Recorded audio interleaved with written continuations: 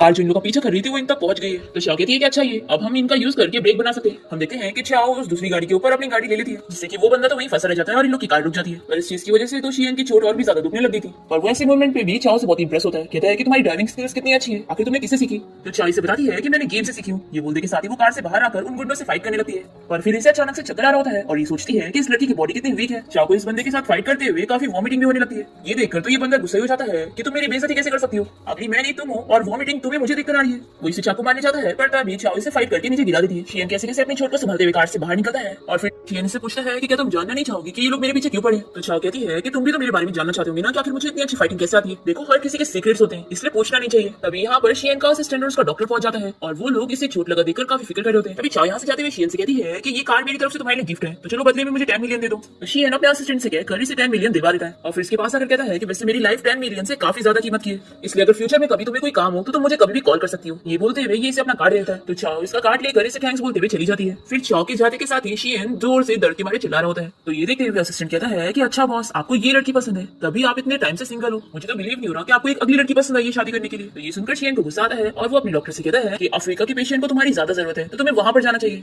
Hsien के doctor कहते हैं कि नहीं बॉस इसकी कोई जरूरत नहीं है। मैं समझ गया कि कुछ लोग पहले देखने के साथ ही अच्छे नहीं लगते, लेकिन फिर उनको कुछ देर देखने के बाद इंटरेस्टिंग और अच्छे दिखने लगते हैं। तो शियन अपने फ्रेंड्स कहता है कि चलो हम यहाँ से चलते हैं। फिर नेक्स्ट सीन में हम यहाँ चाओ को देखते हैं जो कि स्कूल जा रही होती है। तभी रास्ते में इसे इसकी सिस्टर लिन मिल जाती है जो कि इसे कहने लगती है कि सिस्टर हॉस्पिटल से डिस्चार्ज होने के बाद तुम घर क्यों नहीं गई, मैं और मॉम तुम्हारे लिए कितना ज्यादा परेशान थे। चाओ से गुस्से में कहती है कि तुम एक्टिंग बंद करो और निकलो यहाँ से। तो ये लड़का जिसका नाम यू है ये चाओ से कहने लगता है कि ये तुम्हारी सिस्टर लिन तुम्हारी फिक्र कर रही है और तुम इसे कैसे बात कर रही हो, तुम्हारी वजह से इसे बुरा लग गया। तो चाओ इसे कहती है कि आखिर तुम मेरे बॉयफ्रेंड क्यों नहीं बने, मैंने तुम्हें प्रपोज करी थी पर तुमने मुझे साफ साफ रिजेक्ट कर दिया, तुम्हें नहीं लगा कि मुझे भी बुरा लगेगा। फ्लैशबैक में दिखाते हैं कि चाओ ने पूरी क्लास के सामने इसे प्रपोज करी थी और उसने उसके मुंह पे बोल दिया था कि वो उसे बिल्कुल भी पसंद नहीं करता है, जिसकी वजह से उसके पूरे क्लासमेट उसकी मजाक उड़ाने लगते थे कि अगली लड़की अपने आप को समझती है। इसी के साथ ही फ्लैशबैक यहाँ पर खत्म होता है और तभी यहाँ पर चाओ की एक और क्लासमेट आकर उसे कहने लगती है कि तुमने अपना फेस भी देखी हो, तुमने सोची भी कैसे कि यू तुम्हें लाइक करेगा।